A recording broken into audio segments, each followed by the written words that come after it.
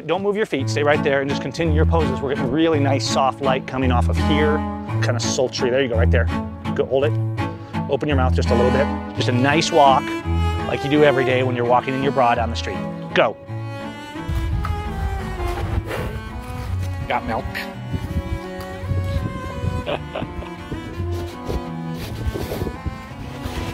What we're gonna do today is we're actually shooting some images for the new and some videos for the new Muse collection, but we're also gonna experiment with kind of how we edit, kind of planning to not under edit.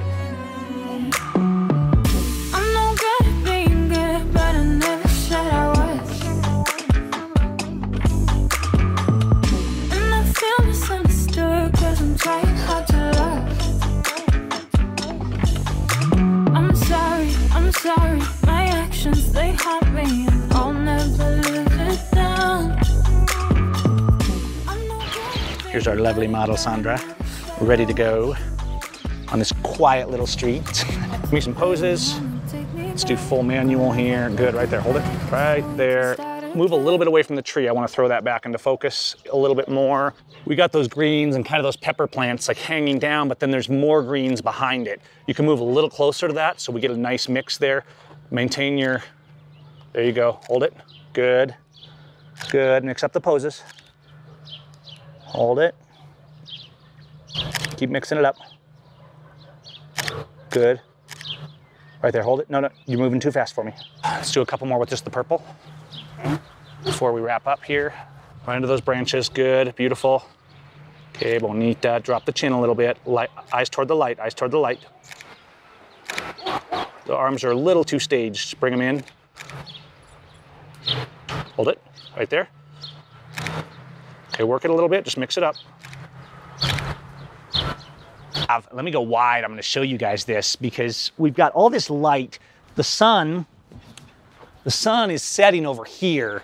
And so when the streets are this way, the sun shoots down. But what we're getting now is kind of this luscious light kind of hitting this side, but the walls and the vines and the greens on this side are diminishing it over here. If we move her over here, the light's gonna get more and more. And if we pay close attention to where her eyes are and where she's looking, that's why I'm always saying, okay, look toward the light, then put your eyes toward me and working with that positioning so we can make sure we get it. Because you can see the light on this side is a lot richer.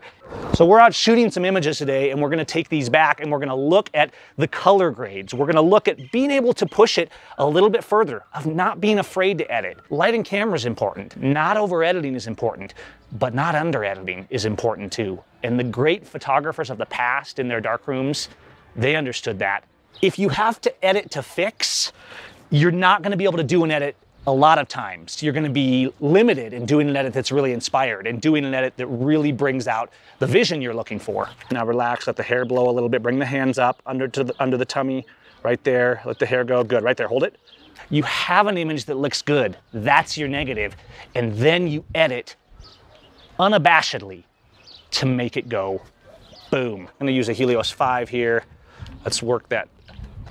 Check our ISO, just watching the histogram, just working full manual. Step a little bit away from that tree there. And let's switch this to manual focus so I can get some helpers.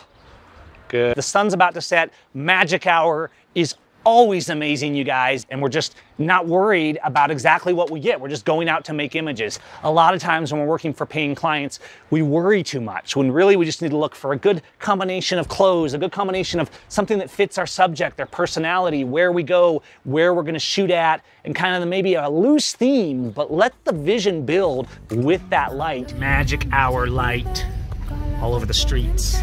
Buenas tardes. Look at it down there. Really sure where we're at right now, but I'm sure we're fine. Dash there.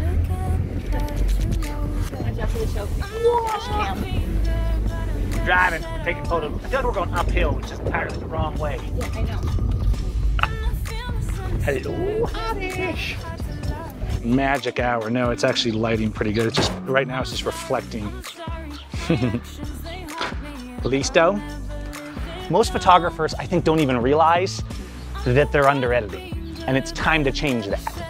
we have too much under editing going on. Yes, I know there's too much over editing going on too, but we always talk about not over editing. Let's talk about how to not under edit. We're gonna take some of the nice evening light from here, from up at the end of the road by the fence, and we're gonna go back and we're gonna say, okay, let's pick the good images. I'm gonna go through, I'm gonna pick some good images, but then we're gonna go in and we're gonna look at the how and the why and the when of when we edit color. We don't wanna add a strong color process. We don't wanna add a bold look simply for the sake of being edgy. And I think one of the reasons bold editing can get a bad rap is because sometimes people get into effect, be it HDR or some kind of a Dave Hill look or some kind of a gritty or a soft effect, and they just crunch it.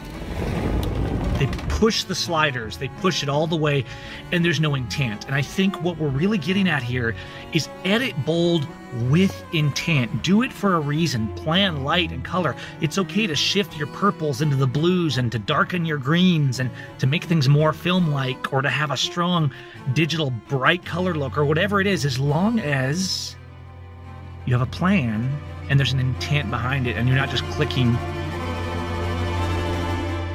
For the sake of time, I'm not going to make you watch me sort through all these. Essentially, normally I would go through in a session and pick 3, 4, 5 stars, a wedding, whatever it is I'm doing, just so I can filter through to my favorites. What I'm going to do here is I'm going to go down here to the filter menu, and I'm going to filter to 4-star and higher so that we severely limit the amount of images that we have to work with. Okay, so let's flip through. This one's a little flat. Let's just go through and find kind of some favorites of where the light's coming from. You can see on some of these our natural light is coming in from over that wall, right? And we're getting really nice soft catch lights, almost as if we had a strobe there.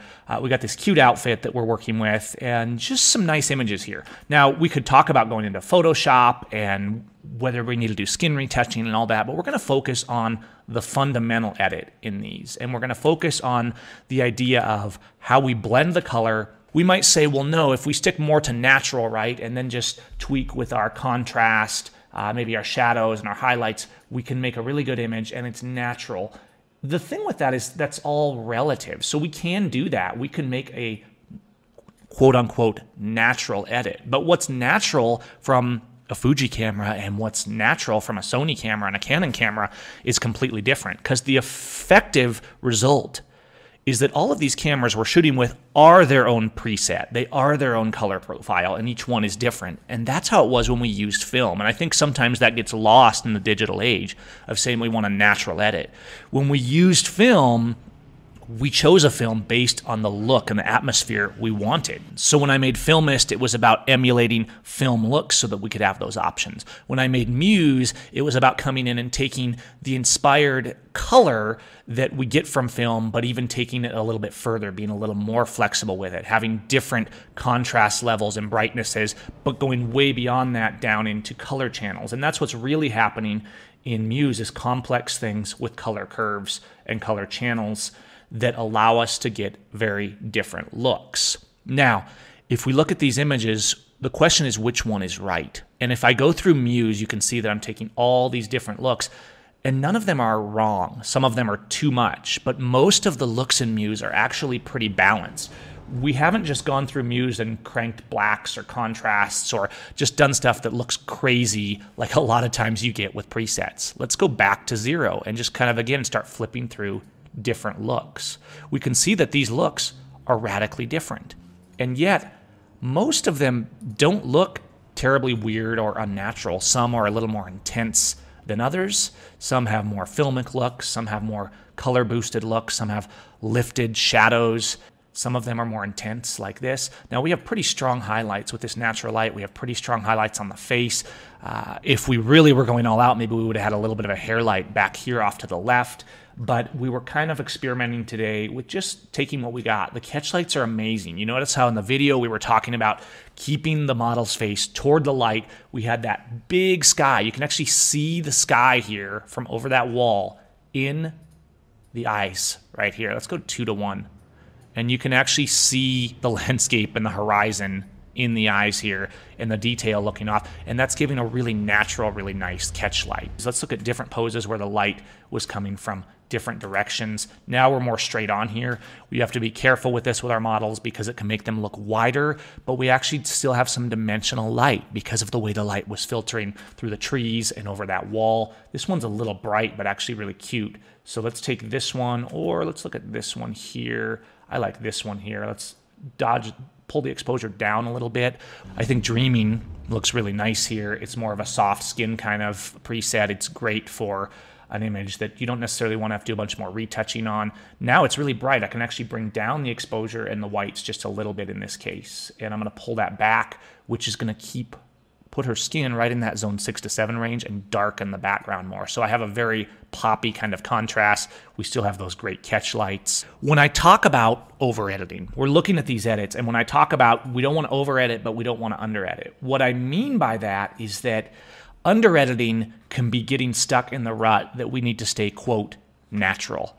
On some of these, we have a vintage lens like this one here, like a Helios. You can see some of that swirly bokeh in the background. It's already pretty soft. It's making a very nice skin tone.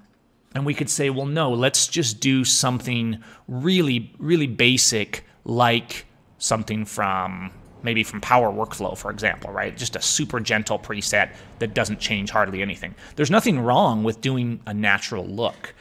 The point is, it's easy to get stuck in a rut where we say, no, if I don't do a very subtle edit, I'm over editing. Over editing is not that. Over editing is where we come in and we do too much without intent. So if I go and I over edit, let's reset this to 0. I say, no, I want some punchy color and some contrast, and I darken the blacks and then saturate up.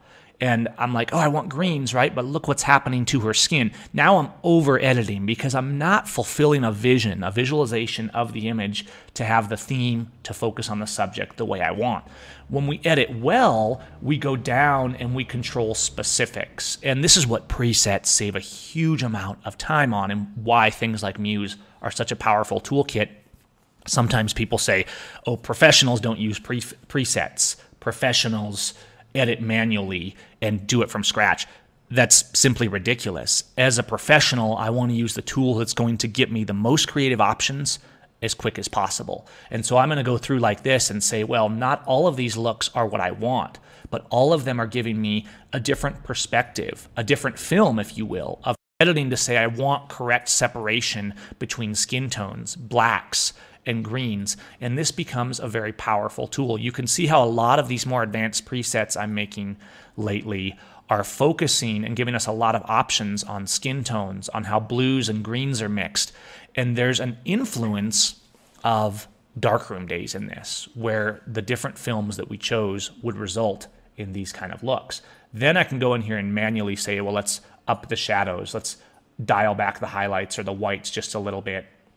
Let's go and manually play with our curve so we don't have quite as much black point. And so I can use these presets as is, or I can bring them up and give my own looks to them. I think this one actually looks pretty phenomenal here. And a lot of times what I'll do is I'll just copy, not the white balance and the exposure, but I'll copy the base edits as I'm going through a shoot. And then I'll come through and I'll paste that on similar images to pass that look on. Let's actually go to the end here, and I want to close with one of these other ones where we change scenes. I actually changed cameras here too. I grabbed the Sony for this camera, and we had this really nice, the sun was setting, this was the very end, and you have this light coming across. Look at those golden catch lights in her eyes as she's looking down this road that we were shooting on just a few minutes before. So we drove up the road as you saw in the video, and here she is looking down.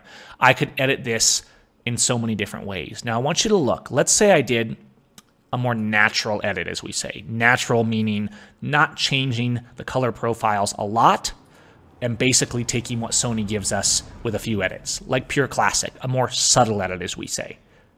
Here's the baseline, pretty flat, raw file. Here is pure classic. It definitely manipulates some things, but it's pretty natural, okay? It looks fine, but it doesn't pop. Let's close this with talking about being bold with the edit. We've talked about how we can use presets to give us variety, to keep our juices flowing, our creativity flowing, and give us a direction to go. How we can then understand and dig into our curves and our sliders and understand those at a more deep level, and how you should get in and play with those reds and greens and blues and see how they affect your images, because the more you do, the easier it's going to get, and you're probably going to find your own profiles that you're going to save as your own presets. But being willing to push. This is sometimes hard even when I'm designing presets, because I'm like, no, it's too much.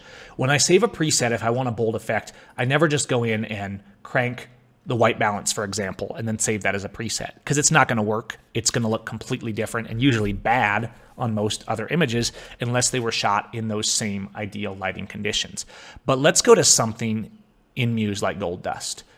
This is adding a warm evening tone. It's a very distinct process, a lot of golden light coming across here, but with total control over the greens, the reds, it's keeping richness, it's maintaining skin tones. I can still manually adjust my white balance. Let's say maybe it's a little too intense, or I want a little less red and more gold. I could pull back. I could go down and play with the curves manually. Let's crop this and go here. And I actually love the way this came out. And this image for me is a really great reminder to not under edit. I'm gonna crop, keep her in the third, looking down the road, the red flowers over here, the foliage, the sun coming from the right, and we're looking really good. Let's look at our image out of camera. A nice image, but a little plain, versus this. Which one is right? That's entirely up to you. But by not being afraid to edit, I applied this look, starting with a preset so that I could get there and figure out, okay, wow, that actually looks good, because I might not have pushed myself to this extreme of an edit had I not had a little boost over here in a preset or a style. Now I can come in and say, well, maybe I'll dial it back just a little bit. Maybe I'll boost the saturation a little bit so it's a little bolder. Maybe I will drop my white balance a little bit so that the skin tones are gold but still a little bit natural. Maybe I'll use the M key in Lightroom. In this case, this is going to be different in different editors. And let's darken the whites of that cover up a little bit so it's a little more subtle. Bring the exposure down a touch on the bottom. And on the top, I'm going to do another gradient and kind of go the opposite direction with bringing the exposure up just a little bit. I want to keep her face in the zone 6 to 7. Yeah, I think that's actually amazing. We have phenomenal catch lights. We have these gold tones. Again, out of camera, subtle edit, nothing wrong with that, but unabashed edit. This is what it's about for me on this image, and this is the look I will share in this image because it stands out. It's distinct. It clearly has that golden sunset. It has the feel that I saw when I was there. Don't just go in and crank a slider. That's how you get over editing. Use your sliders subtly. Use presets, use tools, use effects, but don't rely on those entirely. Make sure you know what they're doing. Watch how they affect the sliders. That's why I love presets. It's not just an effect that you can't see what's going on. There's nothing hidden with a preset. I can get to a look I want anywhere in Muse, and then I can go over and I can edit it. I can understand what's going on, and I can actually learn more about an edit just by looking at how a preset manipulated my image. If you want to check out Muse presets, Filmist presets, any of those, I'll put a link in the comments below. And there's also some free presets from these different collections over on my blog at seimfx.com. You can check those out as well. I'll put some links below for those if you just want to play around with some creativity and kind of get things going, but you don't want to buy anything right now. I get it.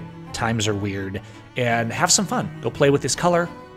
Make it rock and tell me what you think. Send me a comment. Visit my Facebook page. Send me an email. Leave a comment here on the channel. But have fun with it.